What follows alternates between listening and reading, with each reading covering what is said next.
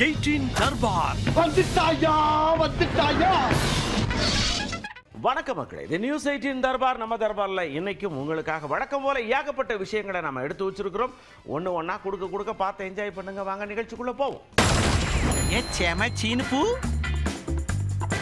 நேரா செம்ம சினிமாக்குள்ள போற மக்களே, நம்ம விஷால் இருக்கார்லா, சமீபத்தில் நிச்சயதார்த்தம் ஆச்சு. அவர் நடிகர் சங்க கட்டடம் திறந்தவொடனே கல்யாணம் பண்ணணும்னு சொன்னார். இந்த கேப்பில் நம்ம மிஷ்கின் இருக்கார்லா, விஷாலை கிளின்னு மேடமடையாக கிழிச்சார்லா. அவர் என்னதான் கிழிச்சாலும் நான் அவர் அண்ணன் தம்பி சடக்குன்னு ஒரு ஓரமாக நின்று என் கண்ணீரால் ஆசீர்வாதம் பண்ணிட்டு அப்படியே நகர்ந்து போயிடுவேன். அவர் கூப்பிடாட்டிலும் பரவாயில்ல அப்படின்னு சென்டிமெண்ட்டாக போட்டு தாக்கியிருக்கார். விஷால் வந்து எனக்கு குழந்தை. எனக்கு அந்த அவங்க கல்யாணம் பண்ணிக்க போகிற பாப்பா வந்து எனக்கு ரொம்ப தெரிஞ்சவங்க. அவங்க எனக்கு ரொம்ப சந்தோஷம். அவங்க 2 பேரும் இணையிறது. நான் எப்பொழுதும் விஷாலுக்காக ப்ரே பண்ணுவேன். என்னை கூப்பிடவும் வேணாம், நான் தள்ளி நின்று நான் அவனுக்காக அன்னைக்கு ஃபுல்லாக நான் அவனுக்காக ப்ரே பண்ணிப்பேன். நம்ம நேர தெலுங்கானாவுக்கு போகிறோம். பள்ளிக்கூடத்துக்கு படிக்க போகணுன்னு ஆசையாக புள்ளக்காடு வந்தால் அங்கே வாத்தியார் டெஸ்க்கு தூக்கி போட்டு பப்பரப்பேட மட்டமல்லாக்க படுத்து தூங்கிட்டு இருக்கார். சார் எந்திரிங்க சார், பாடம் சொல்லி கொடுங்க சார் அப்படின்னா அவர் மதுவை ரொம்ப அழகாக பிரியமாக எடுத்துக்கிட்டு தூங்கிட்டு இருந்திருக்கார். நேராக போய் புள்ளக்காடு ஊரா அப்பா அம்மாட்ட சொல்ல அவிய திபுதுபுடு வந்து வீடியோ எடுத்து போட பிரச்சனை பெருசாகி போச்சு.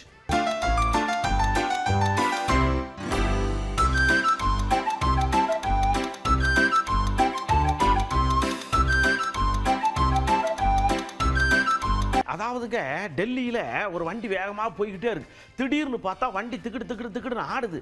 பாலத்து மேலே போயிட்டு இருக்க வண்டி எதுக்கு ஆடுதுன்னு பார்த்தா குழியாகி போச்சு. நல்ல வேளை கொஞ்சம் அனுசரித்து ஓட்டியிருக்காங்க, இல்லைன்னா எல்லா வண்டியும் குழிக்குள்ளே டப்புன்னு கீழே விழுந்துருக்கும். ஆமாம்,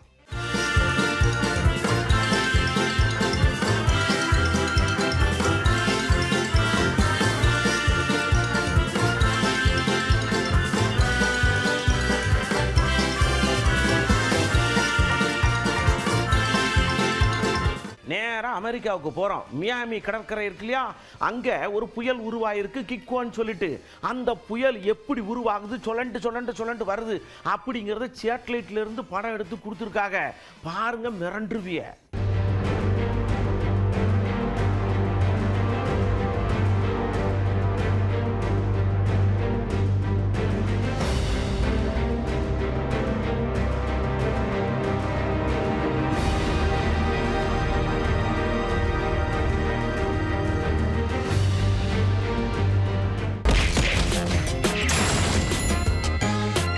நேராக இப்போ கவுண்டர் அட்டாக்குள்ளே போகிறோம். நம்ம அன்புமணி ஐயா தான் பழையபடி வந்து நிற்காக ஒரு விஷயத்தை ரொம்ப ஆணித்தரமாக சொல்கிறார். என்னென்னா, மக்களே கவலைப்படாதீங்க, இன்னும் 5-6 மாதம் தான் இருக்குது. இப்போ இருக்கிற ஆட்சி அப்படி கூட்டி பிறக்கி தூர போட்டுட்டு நாம் புதுசாக ஆட்சி அமைக்க போகிறோம். நீங்கள் எப்படிப்பட்ட கூட்டணி வேணும்னு நினைக்கிறீங்களோ அதே கூட்டணியை ஏற்படுத்த வேண்டிய பொறுப்பு என்னதுன்னு பொறுப்பாக பேசுகிறார். திமுக தனியாக போட்டியிட்டால் பாமக தனியாக போட்டியிட தயங்காது. தைரியம் திமுகவுக்கு இருக்கிறதா? திமுக தனியாக போட்டியிட்டால் பாமக தனியாக போட்டியிட தயங்காது. தைரியம் திமுகவுக்கு இருக்கிறதா? நம்ம டிடிவி தினகரன் அண்ணாச்சி ரொம்ப சந்தோஷமா இருக்கிற மாதிரியும் தெரியல, கவலையா இருக்கிற மாதிரியும் தெரியல.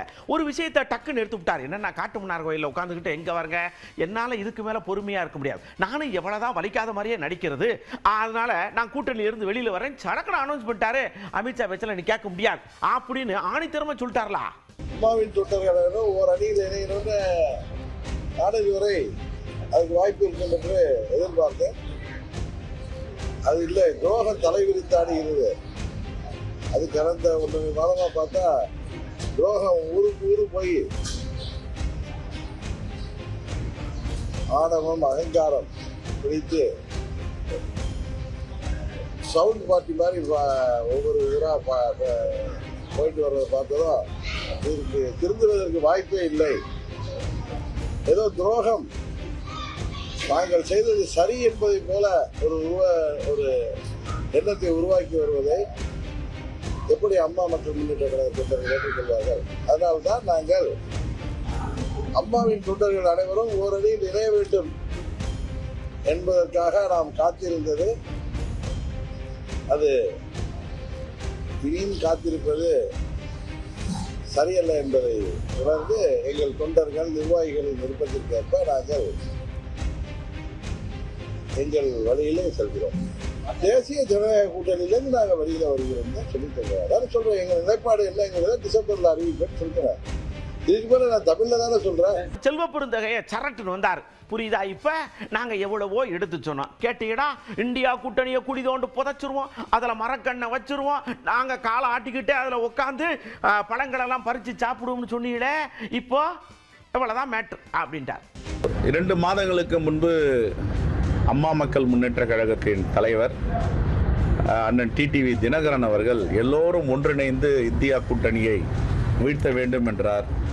ஆனால் அங்குள்ள பிரச்சனையில் அந்த கூட்டணியிலே அவரால் நீடிக்க இயலவில்லை. காரணம் என்னவென்றால், அவருக்கு இப்பொழுதுதான் தெரிந்திருக்கிறது, இது தமிழ்நாட்டிற்கு உகந்த கூட்டணி அல்ல, தமிழ்நாட்டு மக்கள் ஏற்றுக்கொள்ளுகின்ற கூட்டணி இல்லை.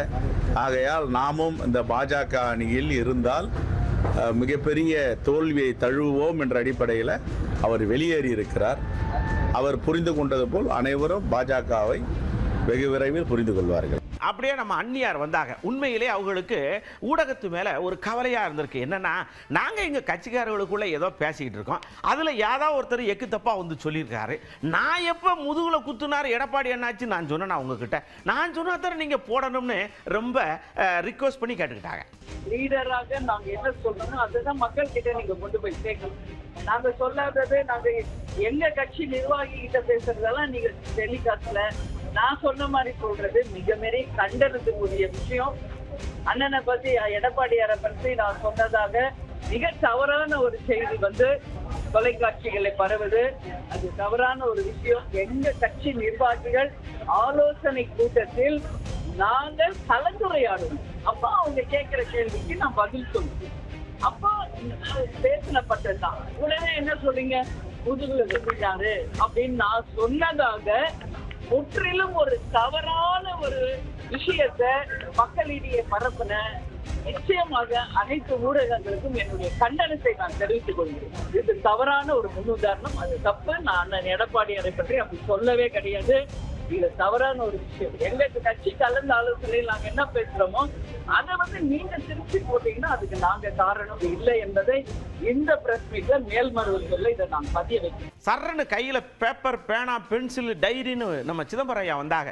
ஜிஎஸ்டி ஆரம்பிக்கும் போதே நான் சொன்னேன்ல இப்படிலாம் நடக்கும்னு. இப்போ என்னமோ நீங்க 4 அடுக்குல இருந்து 2 அடுக்கா மாத்துறோம், இதை குறைக்கிறோம், அதை குறைக்கிறோம், எல்லாருக்கும் தீபாவளி பரிசுன்னு என்ன உங்களுடைய சேட்டை அளவுக்கு மீறி போகுது அப்படின்னு வருத்தப்படுறார். இந்த மாற்றங்களை வரவேற்கிறோம். ஆனால் 8 ஆண்டுகள் கழித்து தங்களுடைய தவறை உணர்ந்த அரசை நான் பாராட்டுகிறேன். 8 ஆண்டுகளுக்கு முன்னால் 1/7/2007 இந்த சட்டத்தை அமுல்படுத்திய போதே இது தவறு, இதை போன்ற பல்வேறு வரி விகிதங்களை வைக்காதீர்கள் என்று அறிவுறுத்தினார். அப்ப தலைமை பொருளாதார ஆலோசகர் திரு அரவிந்த் சுப்பிரமணியம் அவர்களும் இது தவறு என்று அறிவுறுத்தினார். ஆனால் அன்று பிரதமரோ நிதியமைச்சரோ மற்ற அமைச்சர்களோ நாங்கள் சொன்னதை கேட்கவில்லை. பல முறை நாடாளுமன்றத்திலே பேசியிருக்கிறோம், பல கட்டுரைகளை எழுதியிருக்கிறேன், பல தலைவர்கள், பொருளாதார நிபுணர்கள் இது தவறு, இதை திருத்த வேண்டும் என்று சொன்னார்கள். இப்பொழுதாவது அவர்களுக்கு இதை உணர்ந்து தவறுகளை திருத்தியதற்காக நான் நன்றி சொல்கிறேன். 8 ஆண்டுகள் நடுத்தர மக்களை, ஏழை மக்களை கசக்கி பிழிந்தார். இப்போ 12%, 18%-ஐ 5% குறைத்திருக்கிறோம் என்று சொல்கிறார். ஆனால் இத்தனை ஆண்டுகளாக 12%, 18% அதே மக்கள் தானே தந்தார்கள். இன்று 5% பொருத்தம் என்றால் ஏன் போன வருஷம் பொருந்தாது, 3 வருஷத்துக்கு முன்னாடி பொருந்தாது? அவர்களை கசக்கி பிழிந்து அவர்களுடைய பணத்தை எல்லாம் வரியாக வசூலித்து இப்பொழுதாவது அவர்களுக்கு மனம் திருந்தி அறிவு தெளிந்து இந்த வரி விகிதங்களை குறைத்திருக்கிறார்கள் என்பதற்காக அவர்களை பாராட்டி நம்ம ரவிக்குமார் ஐயா வந்து அவங்க ஒரு விஷயத்தை அப்படி கோரிக்கை மனுவா கொடுக்குற மாதிரி கொடுக்குறாங்க. என்னன்னா உள்ளாட்சி தேர்தலில் இடஒதுக்கீடு வேணும்னு நாம கோர்ட்டுக்கு போனோம், கோர்ட்டும் ஓகே சொல்லுச்சு. அதிமுக கொடுக்கல, திமுக கோரிக்கை ஏற்றுக்கிட்டு கொடுத்தா நல்லா இருக்கும் அப்படின்னு ஒரு கோரிக்கை மனுவை கொடுத்துருக்காங்க. மனுவை பரிசீலிப்பாங்களா இல்லையாங்கிறத பார்ப்போம். விடுதலை சிறுத்தைகள் கட்சியின் சார்பில் சென்னை உயர்நீதிமன்றத்தில் வழக்கு தொடுத்து துணைத் தலைவர் பொறுப்புகளிலும் இடஒதுக்கீடு வழங்கப்பட வேண்டும் என்று கேட்டிருந்தோம். அதில் சென்னை உயர்நீதிமன்றம் இது நியாயமான கோரிக்கை, இதை பரிசீலிக்க வேண்டும் என்று கடந்த அதிமுக ஆட்சி காலத்தில் தீர்ப்பு வழங்கியது. அவர்கள் அதற்கான எந்த நடவடிக்கையும் எடுக்கவில்லை. இன்றைய திராவிட முன்னேற்றக் கழக அரசு உள்ளாட்சி அமைப்புகளில் துணைத் தலைவர் பதவிகளில் இடஒதுக்கீட்டை வழங்குவதற்கு உரிய சட்ட திருத்தத்தை மேற்கொள்ள வேண்டும் என்று நான் கேட்டுக்கொள்கின்றேன். இப்படி சாதிய பாகுபாடுகள் எந்த விதத்தில் நிகழ்ந்தாலும் அதற்கு கடுமையான நடவடிக்கை எடுக்கப்பட வேண்டும். திண்டிவனம் நகராட்சியில் முனியப்பன் அவர்கள் அவமதிக்கப்பட்ட போது அங்கே நகராட்சி ஊழியர்களும் இருந்திருக்கிறார்கள். அவர்கள் குற்றவாளிகளாக இதில் காட்டப்படவில்லை. அவர்களும் அந்த குற்றச் செயலுக்கு பார்வையாளர்களாக உடந்தையாக இருந்திருக்கிறார்கள் என்றுதான் நாம் எடுத்துக்கொள்ள வேண்டியுள்ளது. எனவே இதற்கான துறை சார்ந்த நடவடிக்கையை தமிழ்நாடு அரசு எடுக்க வேண்டும் என்று நான் கேட்டுக்கொள்கின்றேன். அதாவதுங்க, ஒருத்தர் இந்த நாட்டினுடைய முதல் குடிமகள் அவங்களை நிக்க வச்சுட்டு மற்ற 2 பேரும் உட்கார வந்து பேசிக்கிட்டு இருந்தா என்ன நியாயம்? இது மனசெல்லாம் ரணமாகுதுங்க. எங்க ஒரு பதவிக்கு ஒரு மதிப்பு மரியாதை இல்லையா? என்னதான் நீங்க இருந்தாலும் இந்த இழிவு நிலைங்கிறத மாற்றவே மாட்டீங்கட. உங்களுக்கு என்னதான் பண்றதுன்னு அண்ணன் ரொம்ப கவலைப்படுறார். நாட்டின் முதல் குடிமகனா வந்து கூட என் மேல சுமத்தப்பட்ட சாதி இழிவு போக மாட்டேங்குது. நான் கோயிலுக்குள்ளே போக முடியல. அம்மா திரௌபதி முர்மு பழங்குடி மகள், அவளால் பாருங்க, ஐயா அத்வானி, ஐயா பிரதமர் மோடி 2 பேரும் நாற்காலியில் தம்பி நாற்காலியில் உட்கார்ந்து பேசிட்டு இருக்கும்போது அந்த நாட்டின் முதல் குடிமகள் அம்மா வந்து நின்றுட்டு இருக்காங்க. அது படம் வேணா உங்களுக்கு இருக்கு, அனுப்புறேன். ஆனால் அவங்க 2 பேரும் எந்திரிச்சு பாரத மாதாக்கு ஜெயிம்பாங்க. பாரத மாதா நின்றுட்டு இருக்காங்க. கோயிலுக்குள்ளே போய் கும்பிட்றாங்க, கட்டையை கட்டி அம்மா வெளியில் நிறுத்தி வச்சிருக்காங்க. அப்ப எவ்வளவு பெரிய உயரத்துக்கு போனாலும் என் மீது சுமத்தப்பட்ட சாதி இழிவு போக மாட்டேங்குது. இதை வந்து இவங்க இங்க பேசுறதெல்லாம் சும்மா வெட்டி பேச்சு. நீங்க பஞ்சாயத்து போர்டு பிரசிடென்ட் கொடி ஏற்ற முடியாது, உட்கார முடியாது நாற்காலியில. அப்படித்தானே இழிவு நீண்ட காலமா இருக்கு. நீங்க சோபால பெரிய நாற்காலி உட்காந்துக்கிறீங்க, எனக்கு பிளாஸ்டிக் நாற்காலியை போடுவீங்க. அது இன்னும் நடக்கத்தானே செய்யுது. ஒரு படம் சத்தமே இல்லாமல் மலையாளத்திலிருந்து வருது. அது 200 கோடியை நோக்கி ஓடிக்கிட்டே இருக்கு. இது பார்ட் 1 தான், இன்னும் 4 பார்ட் வருது பின்னாடியே அப்படின்னு அந்த பட தயாரிப்பு நிறுவனம் சொல்றாங்க. அது முக்கியமான ஆள் யார் தெரியுமா? நம்ம துல்கர் சல்மான். முதல்ல பிளான் பண்ணி இருக்கிறது 5 பார்ட்ஸ். அது இன்னும் க்ரோ ஆகாம தெரியாது. பிகாஸ் இதில் அவ்வளோ ஸ்கோப் இருக்கு. அவ்வளோ இந்த ரிசப்ஷன் பார்த்ததுக்கு அப்புறம் ஐ திங்க் இப்போ நிறைய டிஸ்கஷன் போயிட்டு இருக்கு. ஆனால் ஐ திங்க் இது ஒவ்வொரு படமா இது பெருசா ஆக போகுது. ஸோ ஐ திங்க் நான் ரீஇன்வெஸ்ட் பண்ணிட்டே இருக்கணும். ஆனால் இந்த ப்ராஃபிட்ஸ் வரும்போது definitely we will share it with our team. ஏன்னா அவங்க தான் டிசர்வ் பண்றாங்க. பட் இவ்வளோ ஐ மீன் ஐ டோன்ட், இந்த சந்தோஷம் எப்படி சொல்ல எனக்கு தெரியாது. ஏன்னா இவ்வளோ அக்செப்டன்ஸ் வரும் எனக்கு தெரியல. அந்த படத்துல ஹீரோயின் இருக்காங்கல்ல, அவங்க தான் மெயின் கதாபாத்திரம் போலுக்கு. சண்டை காட்சியெல்லாம் பயங்கரமா நடிச்சிருக்காங்களாம். பெத்த தகப்பனுக்கு மனசு வலிக்கும்ல, அத்தா பார்த்து நடித்தா கை கால் உடஞ்சுனா யாரும் கெட்டிக்கிற மாட்டாங்க அப்படின்னு அட்வைஸ் பண்ண, அப்பா நான் நல்லா நடிச்சிட்டேன், ஒன்றும் பிரச்சனை இல்லை அப்படின்னு சந்தோஷத்துல துள்ளி குதிக்காங்க. அப்பாவோட ஃபர்ஸ்ட் ரியாக்ஷனே வந்து, நீ ஆக்ஷன் பண்ண போறியா, சரி கால் கையெல்லாம் கொஞ்சம் பார்த்துக்குமா, அது மட்டும் தான் சொல்லியிருக்காரு. ஸோ அதை தாண்டி நான் எதுவுமே பார்க்கல. But hopefully it won't be a problem. Sir, obviously overwhelmed தான் இருக்கேன். But full credit goes to the team. இது என்னோட ஒரு like it's not a solo film in any way in my head.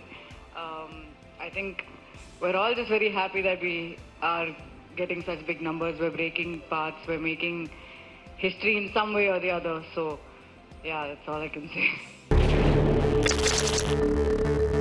நாம் செய்கிற எந்த ஒரு விஷயமும் நம்ம கேர்ஃபுல்லாக செய்யணும். அதுக்கு நீங்கள் என்ன உஷாராக இருக்கணும். போவோமா? மத்திய பிரதேசத்தில் பாருங்கள், விநாயகர் சதுர்த்தி விழா நடக்கும்.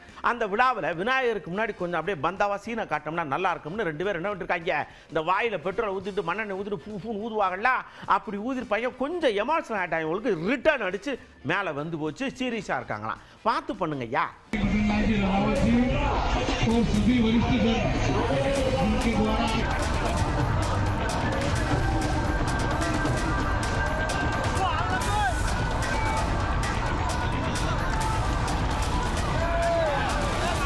அதே மத்திய பிரதேசத்தில் சீகோல்னு சொல்லிட்டு ஒரு இடம் இருக்குது. அந்த இடத்துல ஒரு தம்பி என்ன பண்ணியிருக்கான், ரொம்ப நேரமாக வயிறு வலிக்கிற மாதிரி இங்கிட்ட அங்கிட்டு முழிச்சுக்கிட்டே எடுத்திருக்கான். சரி, ஏதோ அவஸ்தையில் இருக்கான் போலுக்கு, இயற்கை உபாதை கிடைக்க அப்படின்னு நினச்சா திடீர்னு அங்கேருந்து ஒரு வண்டியை தூக்கிட்டு வாடியா விட்டான். கடைசியில் பார்த்தா அவன் களவாணி போயலாம்.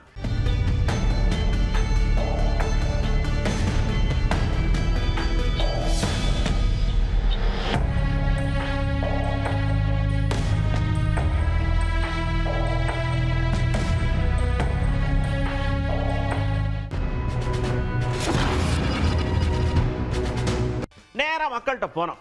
இங்கே வாங்க, இப்போ ஜிஎஸ்டியில் நிறைய விஷயங்களை குறைச்சிருக்கிறாங்க. ஒரு 350 பொருளுக்கு மேலே விலை குறையுதுன்னு சொல்கிறாங்க. இப்போது நீங்கள் ஐயோ டேக்ஸே ஜாஸ்தியாக இருக்கேன்னு வாங்காமல் இருந்த பொருளெல்லாம் இப்போ உடனே போய் லவக்குன்னு வாங்குவீங்களா? இல்லைனா அது வாட்டுக்கு குறைஞ்சிக்கிட்டு இருக்கட்டும், நமக்கு என்ன, நமக்கு தான் வருமானம் கம்மியாக இருக்கே அப்படின்னு சிவனேன்னு இருப்பீங்களா? என்ன செய்ய போறியா அப்படின்னு கேட்டோம். மலமலன்னு பதில் சொல்லியிருக்காங்க. ஏசி வாங்கலாம், ரேட்டு பைக்கு வாங்கலாம், பிரிட்ஜு வாங்கலாம், மிக்சி வாங்கலாம். சில வீட்டுக்கு தேவையான பொருள்களுக்கு வரி விதிக்க பண்ணிருந்தா நடுத்தர மக்களுக்கு ஒரு சௌரியம் இருக்குது. இப்போ வந்து ஜிஎஸ்டி வரி குறைஞ்சதுனால எங்களுக்கு இப்போ ஒரு வாஷிங் மிஷினும் ஏசி வீட்டுக்கு தேவையான பொருள் வாங்கறதுக்கு தோணுது.